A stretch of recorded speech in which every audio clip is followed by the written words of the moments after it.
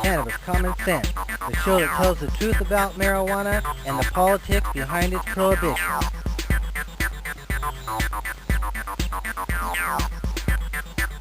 Hello and welcome to another exciting edition of Cannabis Common Sense. We have another great show for you tonight. Our guest this evening is Julie Chiariello.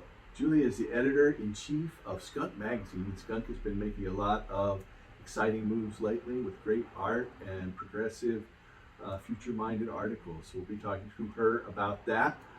We have our hemp news segment, talking about a lot of different ballot initiatives and the OLCC crackdown on hemp farms and illegal producers in Southern Oregon. So stay tuned as we bring on our infamous dancing cannabis leaves. I feel the force.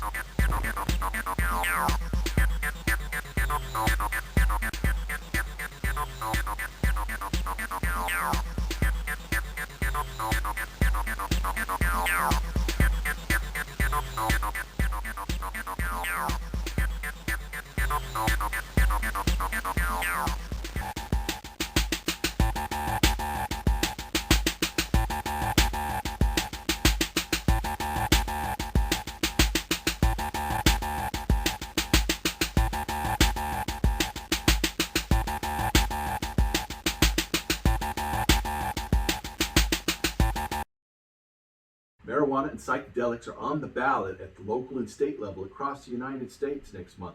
It might be an off-year election, but advocates and lawmakers have been hard at work pushing to get everything from local cannabis decriminalization to psychedelic reform on their ballots this cycle. That's not to say that legalization activists necessarily support all the measures that will go before voters on November 2nd. As congressional lawmakers fight to end federal marijuana prohibition and advocates such as us continue to build support for psychedelic reform, there are numerous proposals that voters in states like Colorado, Michigan, Ohio, and Pennsylvania will decide on next month. And in Virginia, although cannabis technically isn't on the ballot, the fate of the recently enacted legalization law is. Here's a rundown of the drug policy measures and relevant elections that will appear on November's ballots.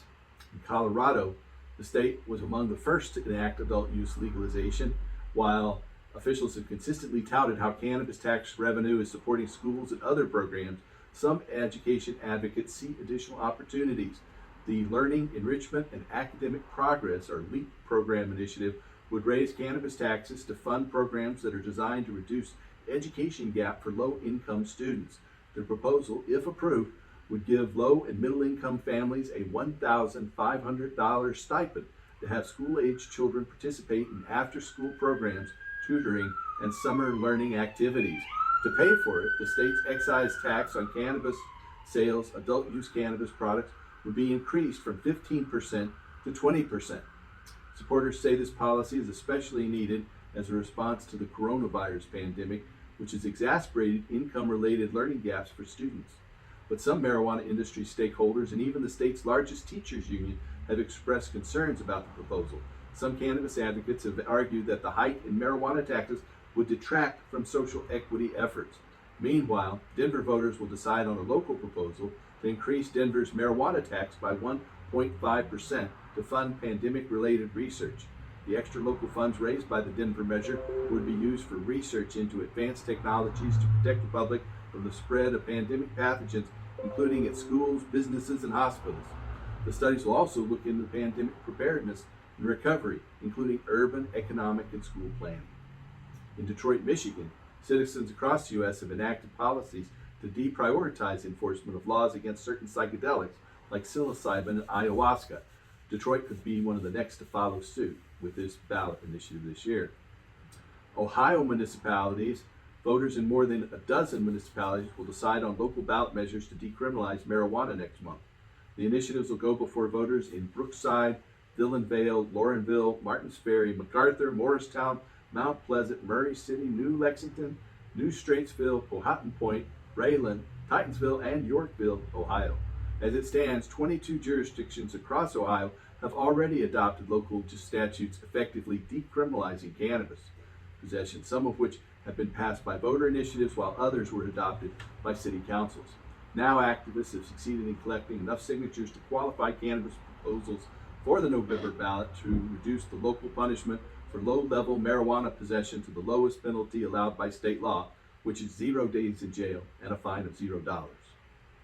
In Philadelphia, Pennsylvania, the Philadelphia City Council has placed a referendum on the November ballot urging the state to enact legalization. The hope is that the local vote could further motivate the legislature to move ahead with legalization. The measure stipulates that, quote, the citizens of Philadelphia call upon the Pennsylvania General Assembly and the governor to pass legislation that will decriminalize, regulate, and tax the use and sale to adults aged 21 years or older of cannabis for non-medical purposes, end quote. The local push comes amid a whirlwind of reform efforts that are taking place in Pennsylvania's state capitol and legislature. Virginia advocates are closely following next month's election, in which voters will decide who becomes the next governor and which party controls the state House of Delegates. While the legislature legalized adult use cannabis earlier this year and possession and limited home cultivation were made legal immediately in July, the incoming governor and state legislators will play a key role in implementing the commercial cannabis market in the months to come. Under the final deal agreed to by lawmakers last session, nearly all of the legal cannabis sales provisions are subject to reenactment by the legislature in 2022. Depending on who voters choose as governor and which party ends up controlling Virginia's legislature, the new government could drastically roll back planned reforms or undo them completely. As such, advocates are urging voters to get to the polls next month to elect politicians who will effectively support cannabis legalization policies. As is the case in almost every election now, voters in a number of municipalities within states have legalized recreational and medical marijuana will decide on local measures concerning whether and how to allow or tax cannabis businesses. Officials in several New York municipalities, for example, have moved to opt out of allowing recreational marijuana dispensaries or on-site consumption areas in New York by the December 31st deadline laid out in the state's legalization law that was enacted earlier this year. Voters in at least 9 New York cities, towns, and villages have the opportunity to weigh in directly on the issue next month. Here in Oregon, the Oregon Liquor and Cannabis Commission, or OLCC, report found that 54% of hemp farms inspected in southern Oregon to be growing THC-rich cannabis. The state set a limit of 5% THC as the out-of-compliance threshold for these inspections, although under federal rules, hemp cannot contain more than 0.3% THC. According to the report, OLCC, local law enforcement, and Oregon Department of Agriculture inspectors sampled cannabis plants from 212 out of 335 licensed hemp farms in Jackson and Josephine County. An additional 76 farms prevented inspectors from collecting samples, and another 23 were not available for contact. OLCC Senior Director of Licensing and Compliance, Richard Evans, said, quote, I believe from my experience down there are more illegal grows than there are registered grows, end quote. Additionally, the OLCC said some farms were diverting water and had no bathrooms for workers. Inspectors found that farms were housing laborers in tents in greenhouses. The mass inspections were initiated by House Bill 300, passed by Oregon's lawmakers in July. The bill gave the Oregon Department of Agriculture authority to work with the OLCC and local law enforcement to assess farms to test their hemp crops for compliance with the less than 5% THC threshold. Mason Walker, CEO of Oregon's East Fork Cultivars, a licensed hemp and cannabis producer, said, quote, if you drive around southern Oregon near our farm, it's full of illicit cannabis, just everywhere. It always has been, but it's always been family scale. What's different this year over any other year is it's very clearly not family scale illicit cannabis. It's commercial scale organized illicit cannabis, end quote. Walker also said that some of the high testing crops may be caused by bad hemp seed and not malicious intentions. Crops that are testing over 5% THC, however, are suspect. Our last story tonight concerns sports. For the second season in a row, the National Basketball Association has announced that it will suspend the practice of randomly testing players for marijuana. A spokesperson for the NBA announced last week that it will, quote, extend the suspension of random testing for marijuana for the 2021 and 22 season and focus our random testing programs on performance-enhancing products and drugs of abuse, end quote. The NBA, like a number of sports leagues, has wisely recognized that it is inappropriate to subject players to drug detection testing for their off-court use of cannabis. Their actions are part of a growing trend, and we anticipate that their decision will propel other organizations and companies to make similar changes to their drug screening policies, end quote. Recently, both the NFL and the Major League Baseball Association have amended their drug testing policies so that use of the substance is no longer an offense, resulting in a suspension. Last month, the World Anti-Doping Agency announced that it would be reviewing its marijuana-related drug testing guidelines for international athletic competitors. A literature review published in September in the journal Sports Medicine reported that athletes do not perform better under the influence of either cannabis or THC, but the use of marijuana and or CBD may aid in their recovery following competition. Also last month, the nation's second largest private employer, Amazon.com, announced that it had dropped pre-employment screening for marijuana and that it was reinstating eligibility for former applicants who were denied consideration under its former policies or who had been fired for their use of cannabis. Since 2015, cannabis-related testing in the workplace has fallen over 5%, with jurisdictions where marijuana use is legal for adults experiencing a more significant decline. Several states, Nevada, New Jersey, New York, and Montana, now limit employers' ability to pre-screen certain job applicants for past marijuana use, as do a growing number of municipalities, including Atlanta, Philadelphia, and Washington, D.C. That's the end of our hemp news segment tonight. If you are a loved one, are looking for a doctor to help you get a medical marijuana permit in your state, just give us a call. Our number is 503-235-4606. Again, that's 503-235-4606.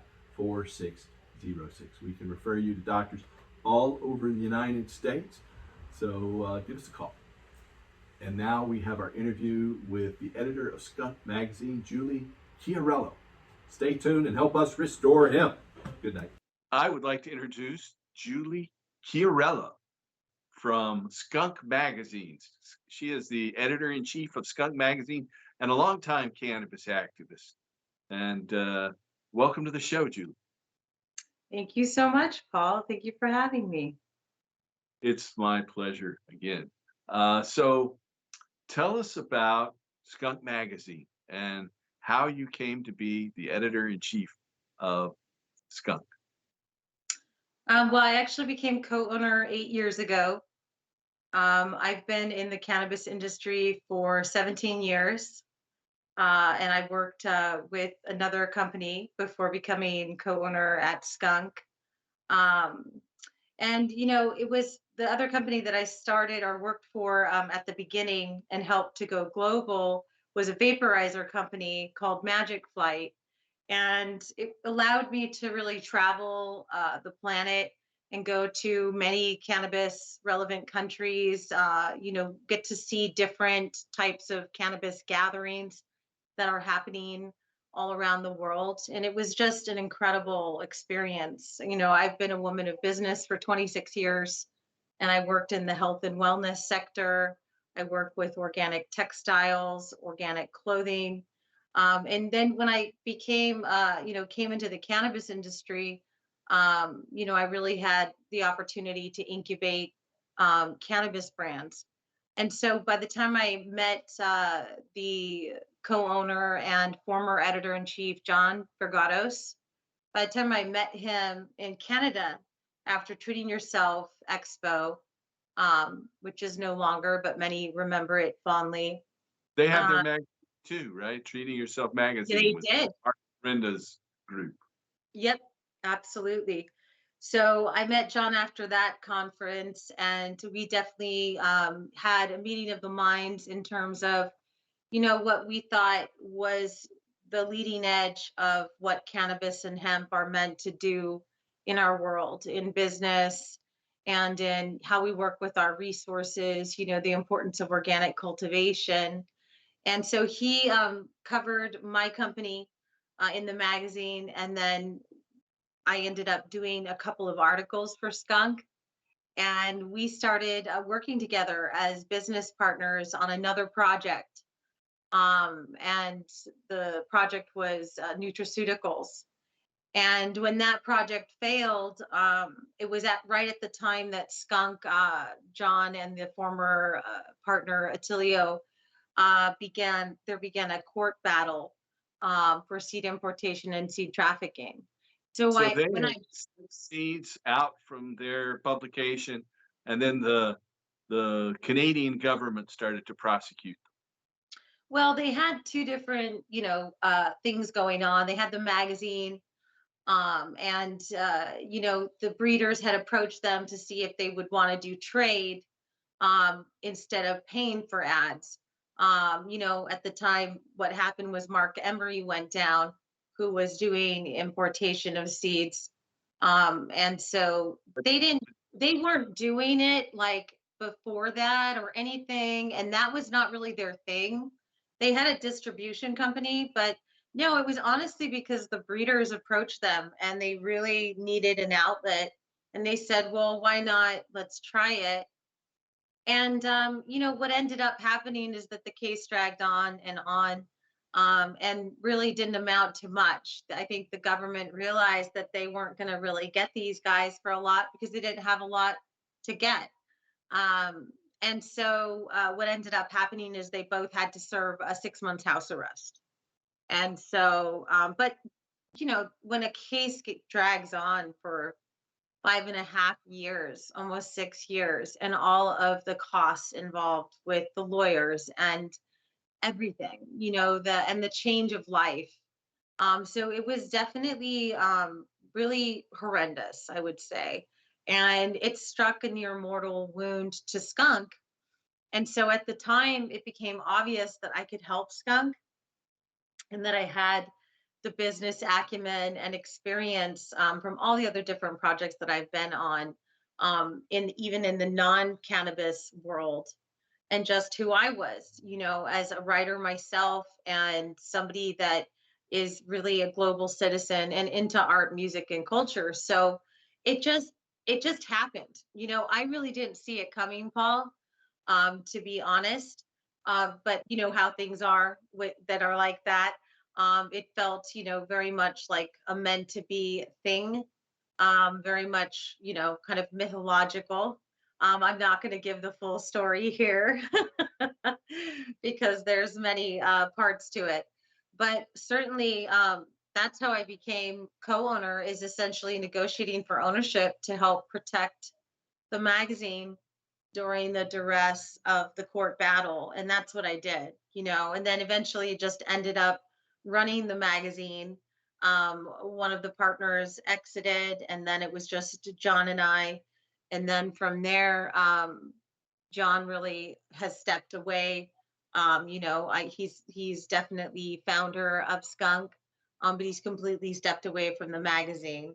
And the magazine started in Quebec, but officially last year I moved it to California. I'm a native Californian, and so I moved it here, and I've been running the magazine here ever since. And we're really, since last year, really doing a whole new era of Skunk Magazine. It's definitely coming into a whole nother expression of itself. So it's evolving, and yeah, that's how that all happened, Paul.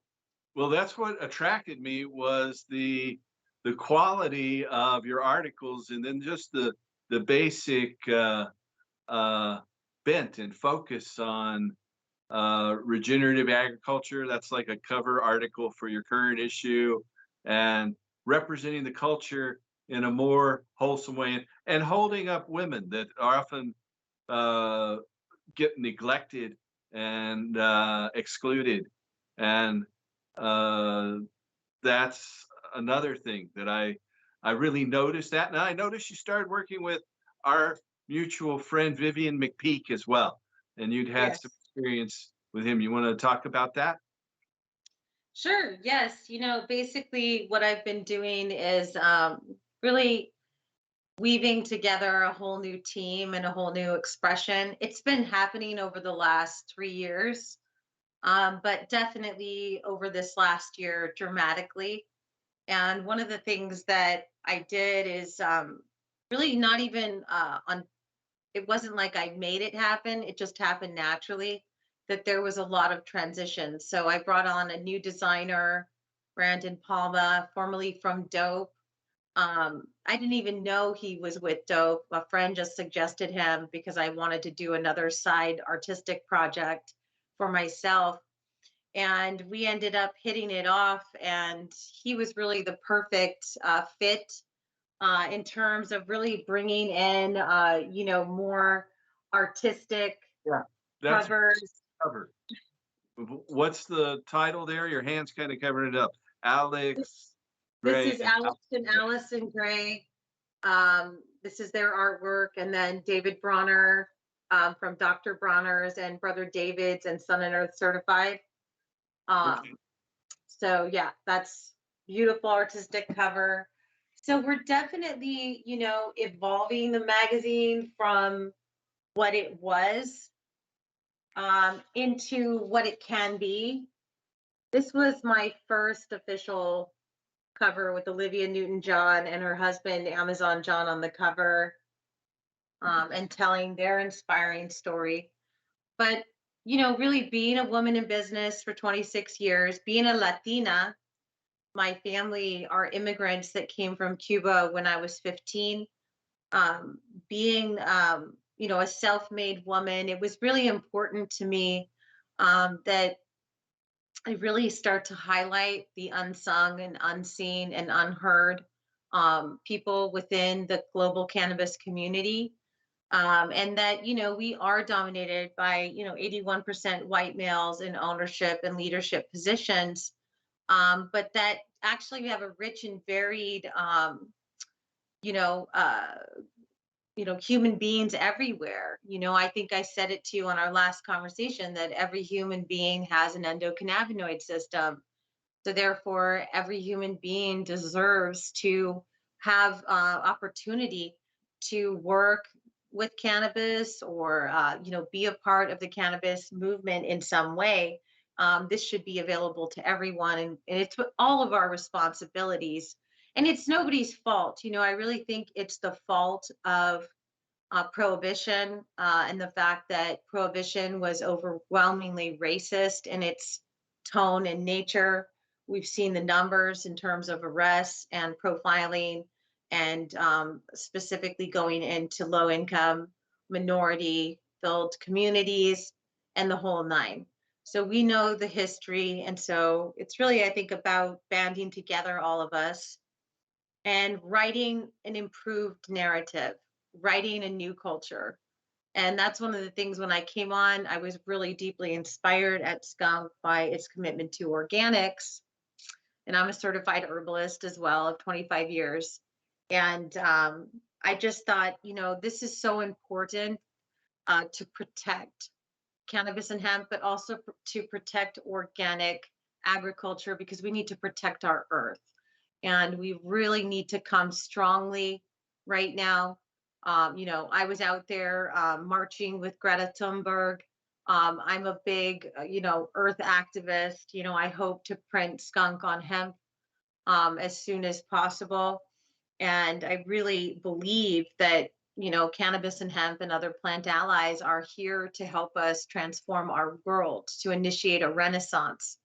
And speaking of Vivian McPeak, to answer your final part of your question there, he invited me when the last Seattle Hemp Fest, and I was so honored to, if he could use the term Green Renaissance, because he was deeply inspired by my use of it this last 8 years. And that's really what the guiding ethos of Skunk is.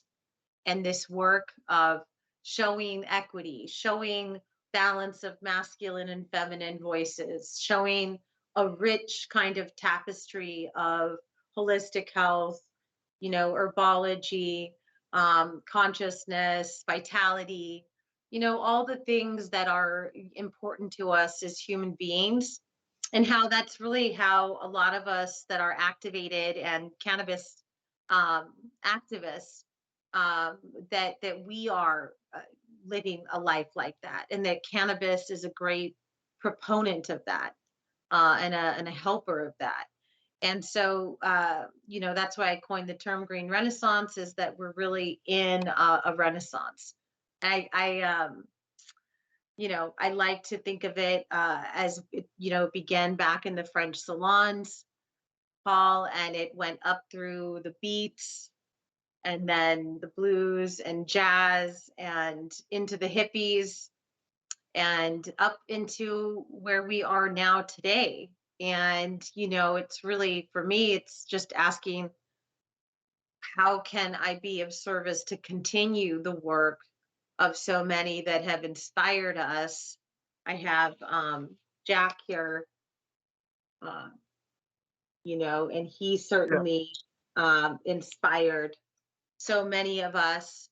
Yeah. I That don't know if it's about healing the planet as much as it is about transforming business and industry, to really bring in a new, more intelligent age. I think we're in a symbiotic relationship with hemp. I think, hemp cannabis is the oldest crop.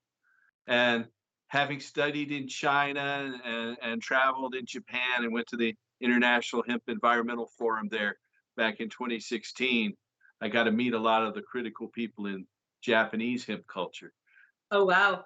Cannabis is at the base of every different culture. When you talk, in fact, in China, they called their country the land of hemp and mulberry. That was their name of their own country Oh, until the yeah. Mongolians took over about 500 years ago. And they changed it to the middle country. But it's intimately involved with ancestor worship. And the same is true in Japan. All of the Shinto temples are decorated with hemp. And hemp is used in the coronation of the emperor. And there's a family that's been growing hemp for the emperor of Japan's family for 1,350 years. And so, and you look at it, Absolutely. They have the goddess that they worship and celebrate at yeah, harvest. and Seshet in Egypt, and obviously Yes. Shiva, Ganesh in India, Yep. and it's just at the basis of so many different cultures, and it's been repressed by this fellow in Kentucky who passed, Gatewood Galbraith, taught me this phrase, by the petrochemical, pharmaceutical, military, industrial, transnational, corporate, elite, fascist sons of a bitches that have, Exactly. I second that. That's exactly right. We're fighting on many fronts here. yeah, yeah, Yeah. it's all Yes, about we money are. and power. But uh, your recent issue, I know, focuses on Latinas, and I know you have a cover article there about the Santana family. Uh, Yeah. Want to tell us about that issue? Yeah. It's wonderful. We're celebrating Latinos in cannabis. As I said, I'm a Latina, and we're many, many stories. There's about 15 plus stories of different Latinos within the global cannabis movement.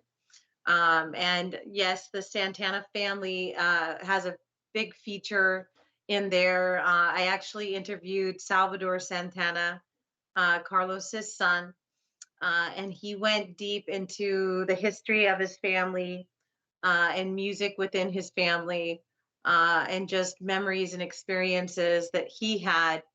And, also talking about his company. Both Carlos and Salvador have a cannabis company. And so it was really interesting and beautiful to cover them both. And then we have some words from Carlos about his brand, Mirayo, and then Salvador's brand, Vaya.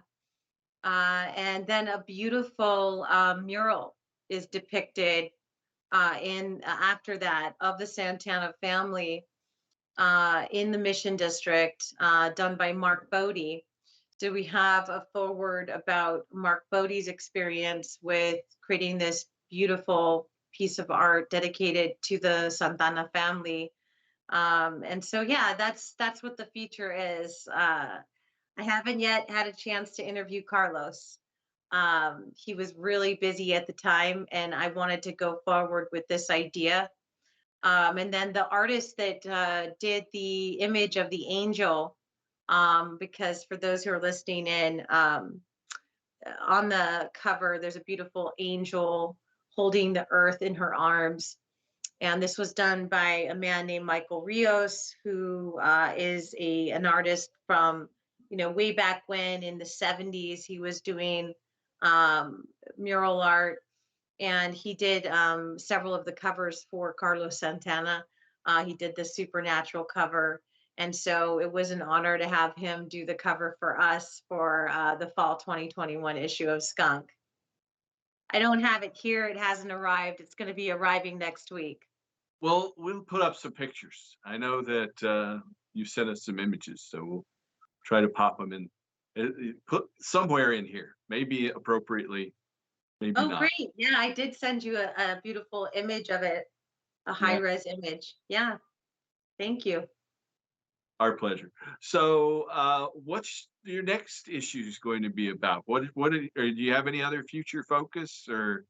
Uh, Well, I want to say too, I forgot to mention Vivian McPeak, that how great it is to have him as managing editor. I love Viv. He is just an incredible human being, a rebel heart, um, who I just am so thankful, that he was kind of able to take that on, as he was kind of doing less, um, on his workload at least, for a minute, with HempFest. So it's an honor to have him. And we're a very small company, still, just 6 people putting out the magazine. So we put out, a very high level magazine for being so small. So I'm very thankful. Huh? you have great distribution. You're in all the Barnes and Nobles and Yeah, other. yeah, we were able to fight back, after the court battle and gain our market share back completely. And so now we have 4,000 doors across North America. We're in all the Barnes and Nobles, magazine retailers, liquor stores. We're also, you can get the subscription shipped anywhere globally. So we have subscriptions globally. We have audience globally, which is lovely. And so yeah, you can pop on our website and sign up for a subscription. And what is And the website? what? What is the website? It's www.skunkmagazine.com. And you can Okay. find us on Instagram and Facebook too, Skunk Magazine. So definitely check it out. We're going to be doing some very exciting things in the next quarter, which I can perhaps drop some hints about, Paul. But yeah, you can get the subscription globally, so feel free to check that out. And we also have the digital subscription for those who don't want to get it mailed. Um, and we are now doing 4 issues a year instead of 13. I moved us to quarterly, and we've made the magazine bigger. And so it's really rich and chock full of, you know, incredible stories. And we may even make it a bit bigger from here, just because for me, these, Paul, we really want them to be something that you hang on to because it's a beautiful piece of art and it's rich with information that's sound and interesting, and things that you want to hang on to as a cannabis hobbyist or an industry person. And our readership has changed as well, since kind of transforming it. We're also expanding our readership. So instead of just 18 to 40-year-old white males, we have women and men from all over. Like I said, it is global. Our primary reach is US and Canada. But online, we have our first largest audience is the US, the second is Canada, the third is the UK, and the fourth is Spain. And we're doing a lot of work over in Europe. Right now, we're doing a lot of exciting things in the year ahead. And, also by the top of next year, we hope to launch Skunk in Espanol. So we're going to have a sister site that with all of the information in Spanish. And we have many friends in Spanish speaking countries that we're going to be collaborating with for that. So I'm very excited about that. That is so exciting. And then you have a California specific publication that you're working on as well, right? Yes. Yes. We're being a native Californian, California is under duress right now. We are dealing with a system with Prop 64 where we are being overtaxed, overregulated, and it's causing massive, genocidal events. And the only people really making money in this system is the state uh, government. And it's really disappointing because, for me, California is the multi-billion-dollar epicenter. It's where the modern cannabis industry began with the back to earthers, leaving the city in the 70s and going up into the Emerald Triangle. And of course, there were other pockets that were developing and emerging at that same time in other places, obviously, like BC. But it was this kind of general feeling of back to the land, back to the earth, and developing what we would know as modern cannabis strains and just that whole understanding. And so, in my mind, California really needs to be protected. It's something that is very akin. And I had conversations with Frenchie Canoli quite a bit on the idea of terroir and appellation and region specific. And so there's a battle right now that needs to continue to happen in California of essentially educating the populace because with the green rush, the populace was not educated. We had Prop 215, which was wonderful, the Compassionate Care Act with Dennis Perone. Um, but really, in that system, the people still weren't educated. They had to use those systems. Those systems were actually more compassionate and a better system to work within. um, Even though it was a gray area and you could still get messed with by the feds and the DEA. Um, but we have to move forward, right? We have to somehow move through legalization, and we got to kind of move through this quagmire of greed and lack of education. So, really, the Skunk California, which is launching in spring of 2022 at the Emerald Cup in LA, is really about just fighting back and educating with all of the things that are important to us: organic, regenerative cultivation, craft culture, small farms, farm to table, or at least knowing the farmer, asking the right questions. Where was this grown? How was it grown? Who was it grown by? And just really getting more understanding that you don't want kind of poison meds. You don't want meds laced with nutrients and or pesticides. And somehow, it does make it through. Definitely, growing with salts, which has been really, I think, something that we was born from prohibition. And that now we can learn new systems. We can do clean indoor growing. We can do clean indoor growing at scale. A lot of people are attempting to prove that right now. So that's very near and dear to my heart. And it's not, there's really no other magazine out there, Paul, that is devoted to talking about organics with cannabis. We're really the only one. And so, that's our mission. And we want to do, a lot of philanthropy within it. I'm talking with Beard Brothers, who's forming a political action committee, and they are excited to work with us. And knowing that we do have to fight at the state and federal level. And so I'd like, part of the proceeds of Skunk to go to helping that, also POWs, and also, equity, and just giving back to the community. I'd also, one day love to do something to help to protect our elders, those who've sacrificed so much for the movement, and then end up, later on in their years not being able to really support themselves. I'd like to see the cannabis industry do more to support. So there's many ideals that are going to be explored within Skunk California, and be Cali centric. But I feel like, it interests the whole world. I feel like protecting California is important because the whole world kind of looks to California with cannabis for certain things, in some senses.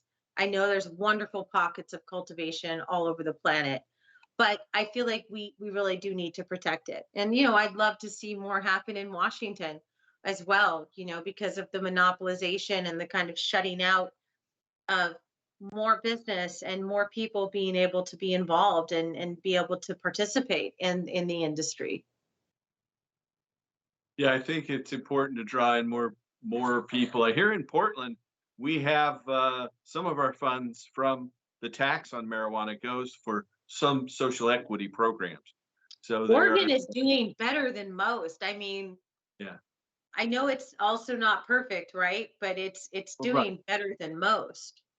That's true. And with the whole situation with federal prohibition still in place, it's everything's in flux until that changes. Hopefully, that'll change sometime in the next year. We definitely have, for the first time, the leader of the Senate was the speaker, the keynote speaker at this year's New York City pot parade, part of the global pot parade. I Nice. actually was the keynote speaker there in 2013, so it's pretty weird to have Oh, cool. Chuck Schumer fill in that spot now. But that bodes well for change. And we have the head of the Senate Finance Committee is Oregon Senator Ron Wyden. He's pushing for it, along with Cory Booker. So that's a pretty powerful team of senators. And the head of the House Judiciary Committee, Jerry Nadler, has his MORE Act, which is good, especially as it currently stands today. So that's moving forward in the House. So hopefully that'll come together very soon. I think Absolutely. that'll help their party in terms of, We're gonna have battleground to fight there too, though, because they want to put 25% more tax on top, and it's like, what are you gonna do? You're gonna tax dead bodies? Like you're gonna. I mean, that's what's happening in California. It's really ridiculous how far out of touch these legislators are from the reality of the farmer and the reality of the industry. and And you can't keep squeezing it and squeezing it for more. It is and not your green rush. the customer too. I mean, you go in and in some places these prices in Illinois, for an example, are higher than the black market prices. They have in Washington, they have three levels of taxes: first on the grower, then on the distributor, and then on the retailer. No, So, yeah. No, that's what they do to us too. You're taxed 4 and 5 times before you get to market. So what does that do? The patients suffer too. We have a real issue with compassion and patience in this system that's just driven by greed and profit. And again, nobody's winning except the state at this time. And that's really big that's really not okay. the big corporate stock traders, the people who Well, who that's speak. a shell game though, that's a shell Yeah, game. And there's no real value in that either. I've And got a that's one of problem. my big things, Paul. I appreciate you bringing that up because that's the whole thing with the renaissance is it has to be a renaissance in business. That business as usual is the disease that is killing our world. Yeah, And if we are doing, say, organic regenerative farming, but we're doing it business as usual, then those two don't go together because we have to pay attention to how we're doing business and with whom we're doing business. And yeah, having a great portfolio that includes Nestle or Pfizer or whatever is not necessarily something that we should be proud of. I think that we really should put it out there that a redefinition of success, a redefinition of wealth, of these terms, so that we start to understand what does it really truly mean to be wealthy. Well, to have protected soils and waterways, that's true wealth. yeah, you know Applauding yeah. Bezos for his millions and upholding him as a standard of success disgusts me, because he's not sharing the wealth. Instead of making, he could be Batman, Paul, like he could save the earth right now. And instead, he's being stingy about paying his people a living wage and battling against unions. So, that's not the definition of success. And so I feel like that is the idea, really deeply of the Green Renaissance, is just that, damn it, like, absolutely not can we allow this type of rhetoric to go on. And I hear it. I hear it even from people who've been in the industry a long time, repeat it, of these kind of green rush values of like, okay, we're going to come in and all of this kind of shell game stuff on the stock market. I was up in Canada for 5 years. So I watched the big entities, the LPs, which are like, akin to pharmaceutical kind of entities. The government only allowed people to play that were multi-million dollar entities. And then it just created a lot of corruption, a lot of cronyism, a lot of people helping people, get licenses, a lot of political people within these LPs, and people from the police force. And so to me, it was just filled with corruption, and then the corporation, and the false value. And now you start to see things crumbling. And so I feel like, just like the dot-com explosion, and you saw a lot of big things crumble and die, I feel like we're going to be seeing that over the next 5, 6 years, and then things will level off. But I don't think we can just sit back and wait. I feel like we're going to really have to still fight for a more just and equitable system. I agree. I think you might be aware that I've been through a rape, basically, by a Canadian company, and the board of directors of the Kronos Group, which brought Hmm. $1.8 billion investment from Altria, the owners of Marlboro. Those Yeah. people, I'll name names: Alan Rutenberg, Ryan Roebuck, several others that are on the board of Kronos. They stole everything in my life from me and my partner Bill, who's recording this. And they took it public on the Toronto Stock Exchange. The valuation actually shot up to over 800 million US dollars for my medical marijuana clinic. And they were cashing in big time then. But when they used forgeries for my company, and when I demanded a jury trial after 3 years, they asked to dismiss the case. And of course, the court went along with that. But Wow. now the only option is to sue them, and they already spent 2 million on lawyers. I spent $170,000 in 6 months and went broke. So that's just one angle of this from my perspective. The corporate takeovers happened to me and my family, and my partner Bill, and his family. But they Yep. can go Yeah, after. man.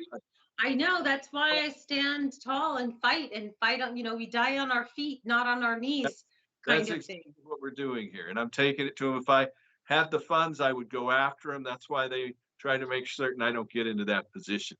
But I'm still blessed to be able to go and speak at various events. I was just at the Southern Hemp Expo where I did a keynote speech, and I'm going to do another one at Cannabis in Puerto Vallarta this week.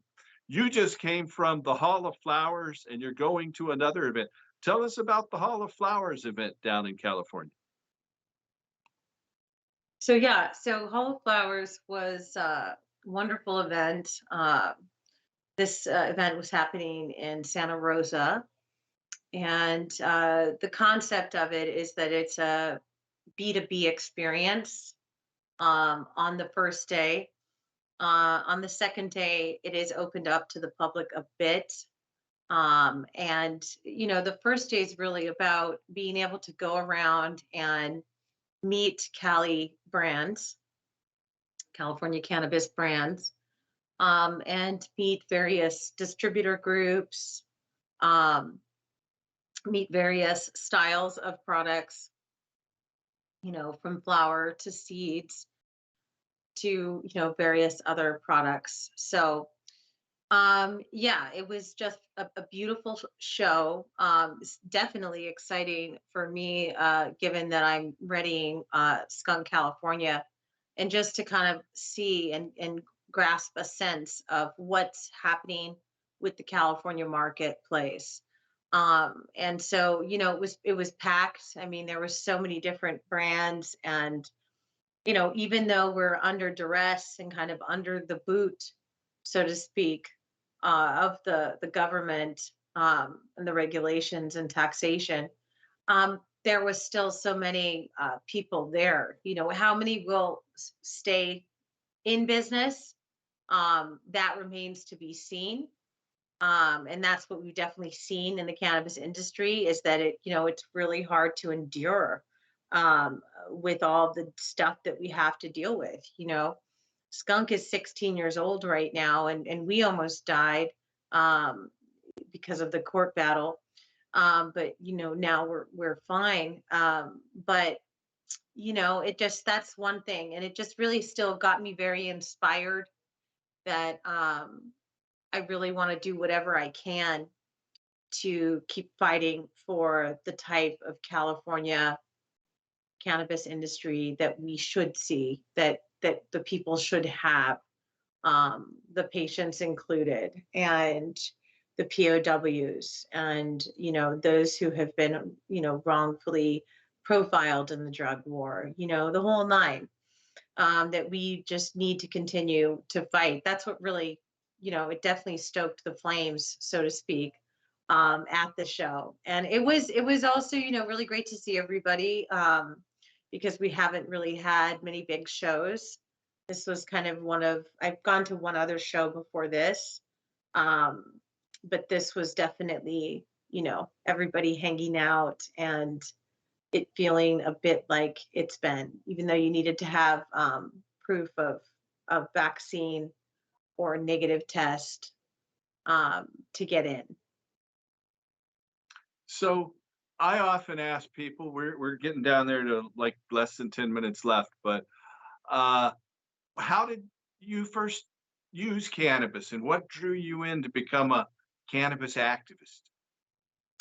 Well, I was a dancer, a ballerina, and an artist. I was in theater, and definitely, was exposed to it with my friends from high school, and imbibed at 16, and really fell in love with it. It was really deeply healing for me.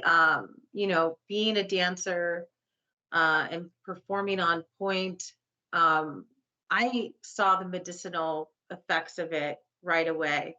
And it also helped, deeply with relaxation, with, creativity. I found it to be a great proponent of creativity.